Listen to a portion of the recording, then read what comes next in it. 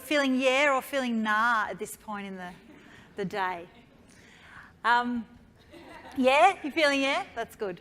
So I thought I'd come along today, and thanks for having me, to talk about, I guess, the startup journey of Keep Cup and then where we've evolved to today, and I guess some of the decisions that we've made to stay true to what our roots are and how that's going to direct us in the future. So Keep Cup started out, I guess, as, I'll begin the story. So my brother and I started Blue Bag in the city. I don't know if you know those stores.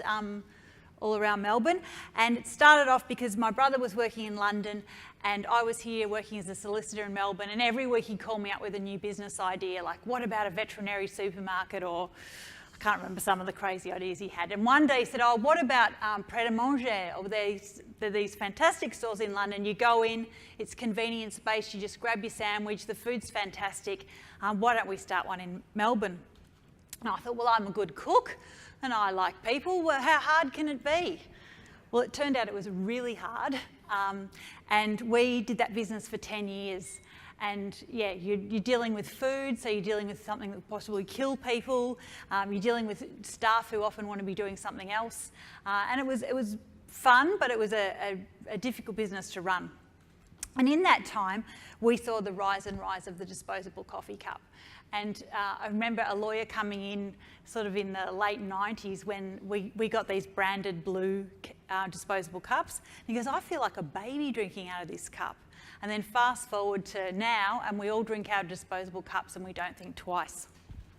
So in that time I thought, well, why are we drinking out of these disposable cups? And is there a better alternative? So in the winter of 2007, we trialled a decor soup mug.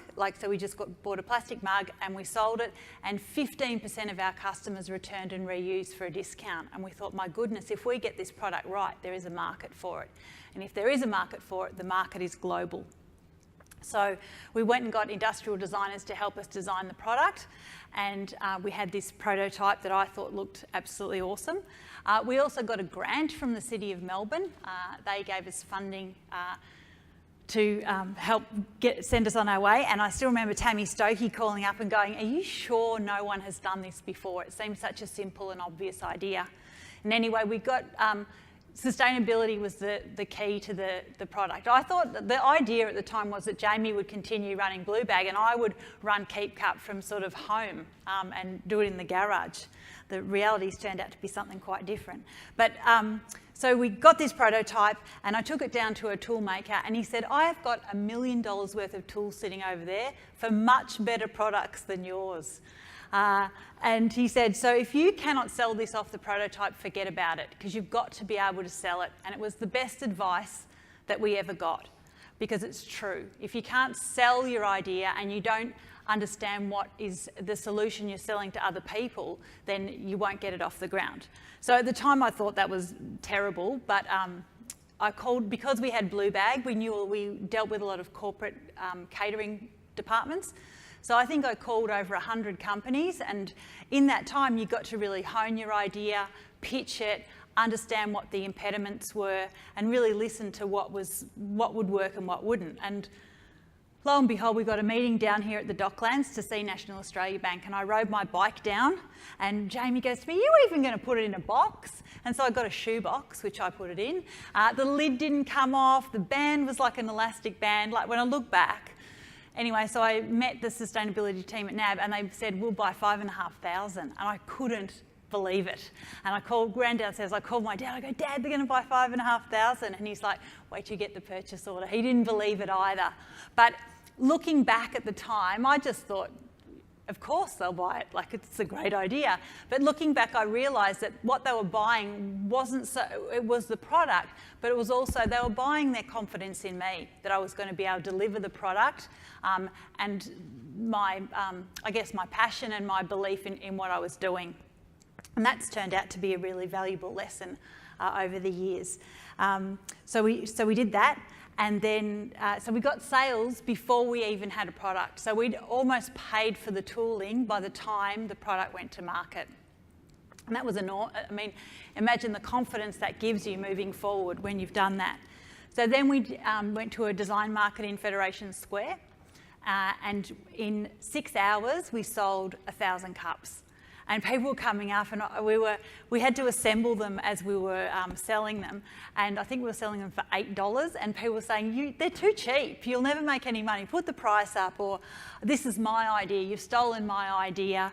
Another thing, when we were discussing how Keep Cup would work, we were like, is it going to be about fun and colour and design, or is the business going to be about sustainability? How will the brand talk to the market?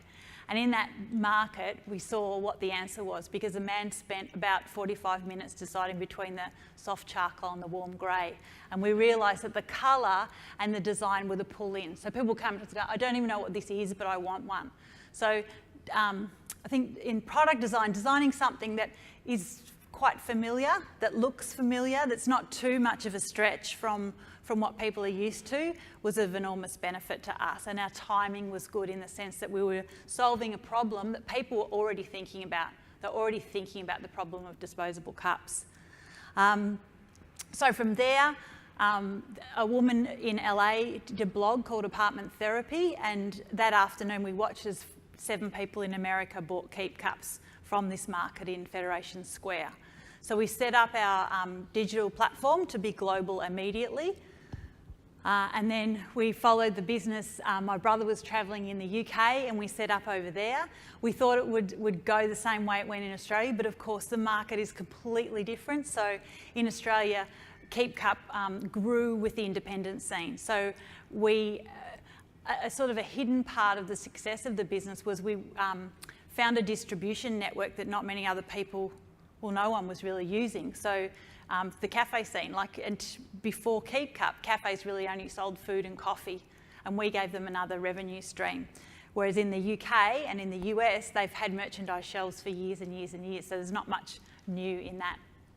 But the business has grown in the UK, and I think we got in at ground zero at the independent coffee scene, which really stood us in good stead. And then just to touch on staying true to our values. So the vision for the business has always been that we want to locally manufacture. I'm a big advocate of local manufacture.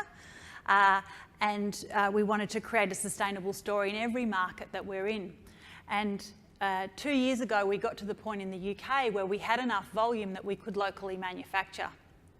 And I went to the UK and met with a whole lot of plastics manufacturers to get some pricing for the tool, and when I got the pricing back, it was more expensive to make it in the UK than it was to make it in Australia and ship it to the UK.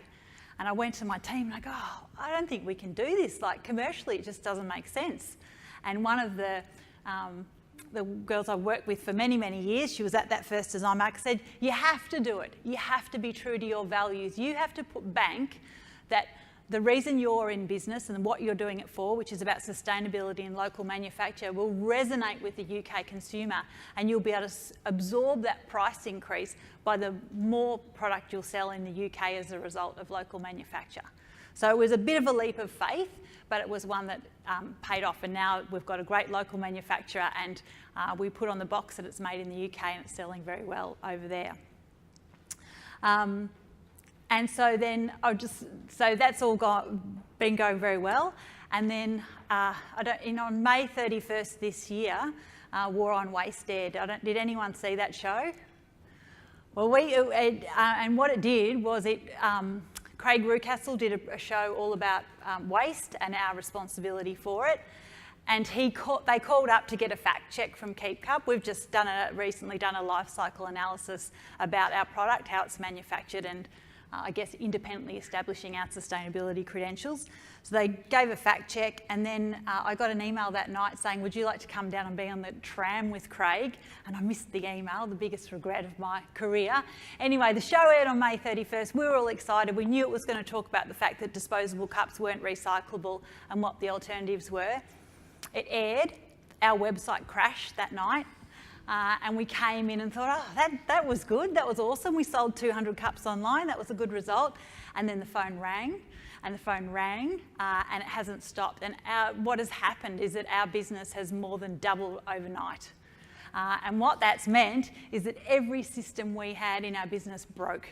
So right from someone, we used to do it that we would our sales cycle was that you would, if you're a small cafe, you would order and then you would pay, and then within 3 days we'd ship the goods out.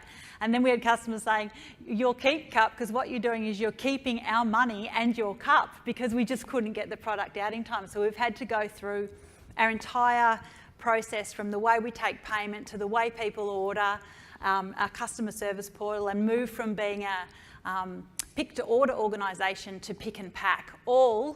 It's like, have you seen that ad with Jean-Claude Van Damme when he's on straddling the 2 semi-trailers? Well, that's what I said our team's been doing. So while we're going really fast, we're having to swap from one business process to another. So it's been an incredibly exciting time, and one that really...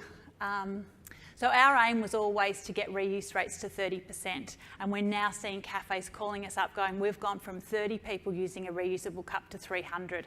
And you can see that tipping point is happening where, there's more and more people using a reusable cup, which in turn, if it's brand in hand, will get more and more people doing it. So it's a really exciting time for the business.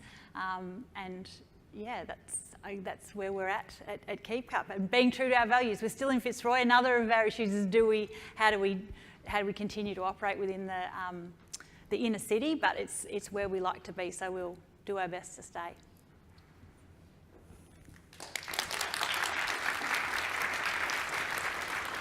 So we've got a couple of questions from the audience. Yeah. I have to say, I spend a lot of time in America, and I always feel particularly proud when I see Keep Cups, a little bit of Melbourne on the shelf there, and very fitting that I think it's always in a coffee shop. I don't think anyone overseas quite appreciates how we love our coffee here in Melbourne. So one of the questions is, a reusable cup is a very simple idea. Yeah. And as you mentioned, it's an idea that probably a lot of people had as well. What do you think it took to make you successful in that and not so many other people? What was that one thing?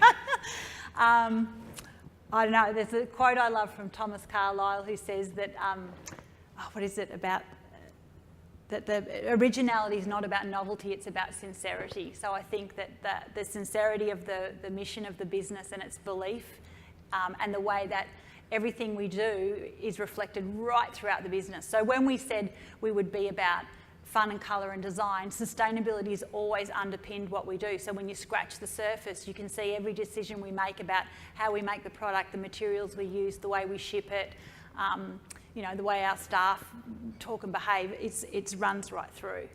And I think we designed, the thing that we've had a lot of competitors come onto the market, and I go to these talks and I say we designed a product that was fit for purpose. It was the first barista standard reusable cup, and what that means is it fits under the group heads.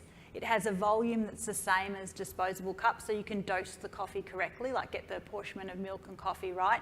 And it's got a lid that just presses on so you don't compromise that fast service in the coffee environment. And the replicas have never got that main point, that it's fit for it suits the way Australians drink their coffee and the way we want to fill the cup. It's the product design. Yeah, I think that's a great point. And good to know that, simple ideas aren't always bad ideas, I think. Yeah, but also the thought that we wanted to make it work from behind the machine and in front of the machine, I think is probably key as well.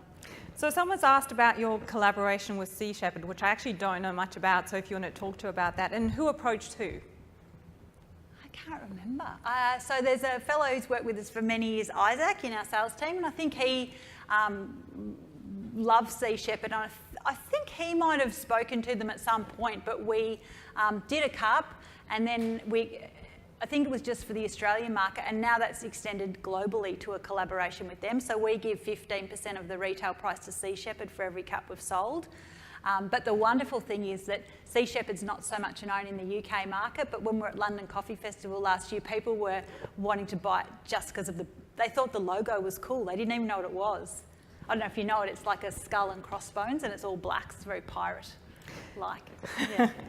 So a couple of questions about where you see yourself in 5 to 10 years, and if you've got any plans to diversify into other products. Yeah, that's a question. So Jamie and I started the business Keep Cup, and we separated. I bought him out 3 years ago, and he's about to move into some other products like lunch boxes, so he's going down that path. For me, it's about disposable cups, so there's still a lot of iterations to have just within that space. I think there's 1 million disposable cups discarded to landfill every minute around the world, so there's a bit of work to do there. Just subtle variations in the way people drink their coffee or preference for materials. And I read just recently that they had a campaign in Mexico to save the flamingo, and it saved the whole Yucatan Peninsula, and how if you just focus on one thing in a really clear and succinct message, you can actually have a flow-on effect to other things. So I think that we chose the disposable cup because it's such an obvious item of the impact of convenience culture that is just so unnecessary, and I think that once people start on that journey, it spreads into other behaviours, which is fantastic. So we've got a few questions about the materials you use, and obviously your message is sustainability.